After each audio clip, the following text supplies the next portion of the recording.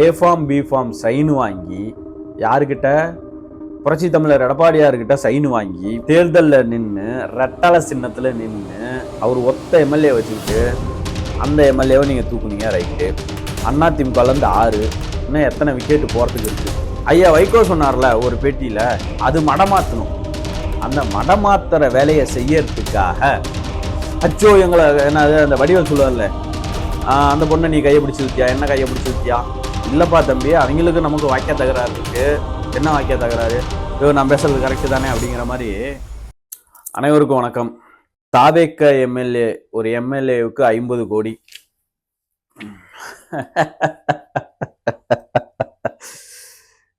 நீங்க எதை மடைமாத்துறதுக்கான இந்த நியூஸை நீங்க பரப்புறீங்கன்னு எனக்கு தெரியல.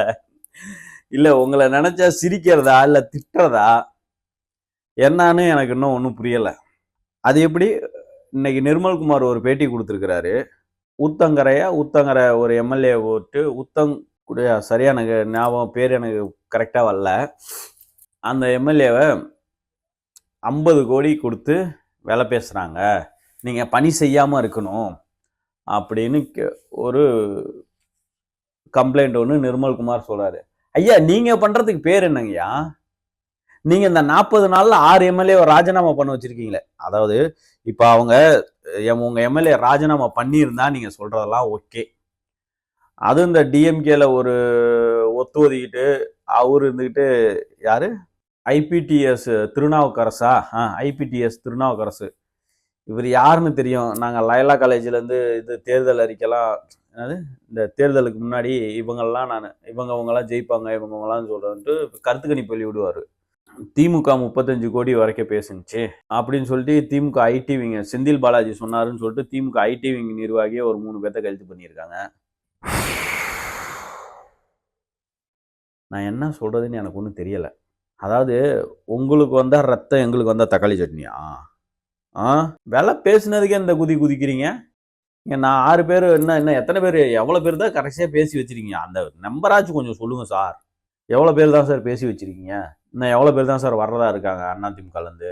அனைத்து இந்திய அண்ணா திராவிட முன்னேற்ற கழகத்தில் A form B form sign வாங்கி யாருக்கிட்ட, புரட்சி தமிழர் எடப்பாடியார்கிட்ட சைன் வாங்கி தேர்தலில் நின்று ரெட்டலை சின்னத்தில் நின்று எம்ஜிஆர் நாமம் வாழ்க அம்மையார் ஜெயலலிதா நாமம் வாழ்கன்னு சொல்லி ஓட்டை வாங்கி ஐயா எடப்பாடியார் உங்களுக்கு எல்லாம் ஊரா மைக்கா போட்டு பேசி நின்று ரிசைன் பண்ணிட்டு இவங்க தேவா கேட்க போயிடுவாங்களாம்.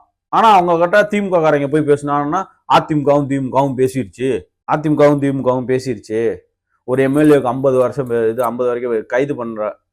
நீங்க நான் ஒரு விஷயம் கேட்கறேன். இப்ப இருக்கிற இதே காவல்துறை இதுல குதிரை பேரம் இருக்கா இல்லையான்னு மொத அண்ணன் டிடிவி தினகரன் தான் ஆரம்பிச்சாரு.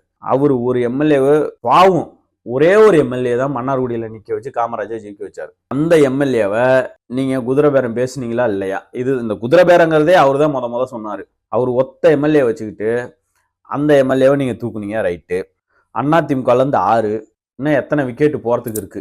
ஐயா வைகோ சொன்னார்ல ஒரு பேட்டியில, இந்த மாதிரி நான் 2 எம்எல்ஏ ரிசைன் பண்ண சொல்லியிருக்கேன், ரிசைன் பண்ணிட்டா ஐயா விஜயே பிரச்சாரம் பண்றாரு அப்படின்னு. அப்ப குதிரை பேரன்னு இது அப்பட்டமா தெரிஞ்ச இந்த குதிரை பேரத்தை ஏன் இந்த காவல்துறை நடவடிக்கை எடுக்கல? எதுக்காக இந்த குதிரை பேரத்தை நடவடிக்கை எடுக்கல? ஒத்த எம்எல்ஏ பேசுனதுக்கே இந்த காத்துறீங்க, அரெஸ்ட் பண்றீங்க. இங்க 6 பேர் போயிட்டாங்க. அமமுகல இருந்து ஒருத்தர் போயிட்டாரு. 7 பேரு. எத்தனை இருக்காங்க? அதை முதல்ல சொல்லுங்க. சும்மா ஒருத்தவங்களை பேசிட்டாங்களா, ஐயோ பேசிட்டாங்க. இது எல்லாம் எதுக்குன்னா, இது குதிரை பேரம் தான் நடந்திருக்குன்னு அப்பட்டமா தெரியுது. இந்த பேச்சை மடமாத்தணும். எப்படி மடமாத்தணும்? இப்ப வைகோ அன்னைக்கு மீட்டிங் கொடுத்தார்ல, இது பிரஸ் மீட் கொடுத்தார்ல, அது மடமாத்தணும். அந்த மடமாத்துற வேலையை செய்யறதுக்காக அச்சோ எங்களை என்னது அந்த வடிவல் சொல்லுவார்ல, அந்த பொண்ணை நீ கையை பிடிச்சி வித்தியா, என்ன கையை பிடிச்சி வித்தியா, இல்லப்பா தம்பி அவங்களுக்கு நமக்கு வாக்கிய தகராறு இருக்கு, என்ன வாக்கிய தகராறு, நான் பேசுறது கரெக்டு தானே அப்படிங்கிற மாதிரி நீங்க பண்ணும்போது குதிரை பேரன்னு உங்க போலீஸுக்கு தெரியலையா? சிபிசிஐடிக்கு தெரியலையா? சிபிஐக்கு தெரியலையா? 6 எம்எல்ஏ தூக்கிட்டு இருக்கீங்க. இப்ப வந்தவங்க எல்லாம் நீங்க கொண்ட கொள்கைக்கும் கோட்பாடையும் நம்பி அச்சா விஜயோட ஒரு ஒரு அவரோட ஸ்பீச்சை பார்த்து அப்படியே புலகாங்கிதப்பட்டு வந்துட்டாங்களா? இருக்கிறவங்க அத்தனை பேர்த்து மேலேயும் கேஸு. ஒன்று பணம் மெயின். அது எப்படி? ஏன்னா வரதுக்கு முன்னாடியே ஓசை வந்துடும் சொல்லுவாங்கல்ல, அந்த மாதிரி முன்னாடி சோபா போகுமா, பின்னாடி ஒரு கருப்பு கொட்டை போட்டுக்கிட்டு இவரு போவாராம். ஏன் இதுக்கு பேரு குதிரை பேரன்னு தெரியலையா? இதுக்கு பேரு குதிரை பேரன்னு தெரியுமா தெரியாதா? எவ்வளவுதான் எம்எல்ஏவுக்கு பணம் கொடுத்தீங்க? இப்ப இந்த 7 தொகுதியோட இது நிக்க போறது கிடையாது. இது இவங்க இந்த தாவேக்கா ஒரு புதுசா ஒரு உருட்டுறாங்கன்னாவே, தாவேக்கா உருட்ட ஆரம்பிச்சிட்டாங்க. இவங்க உருட்டுறாங்கன்னாவே இவங்க பெருசா ஏதோ பின்னாடி எதையோ மறைக்கிறதுக்காக செய்யறாங்க. இதுதான் நடக்கிற உண்மை. திமுக ஐடி விங்ல அரெஸ்ட் பண்ணீங்க. ஏன் அரெஸ்ட் பண்ணீங்க? வேலை பேச போனாங்கன்னா. அப்ப இங்க 6 பேர் ரிசைன் பண்ணிருக்காங்களே, அதெல்லாம் கண்ணுக்கு தெரியலையா? அதிமுக காரனா இழிச்சவேனா?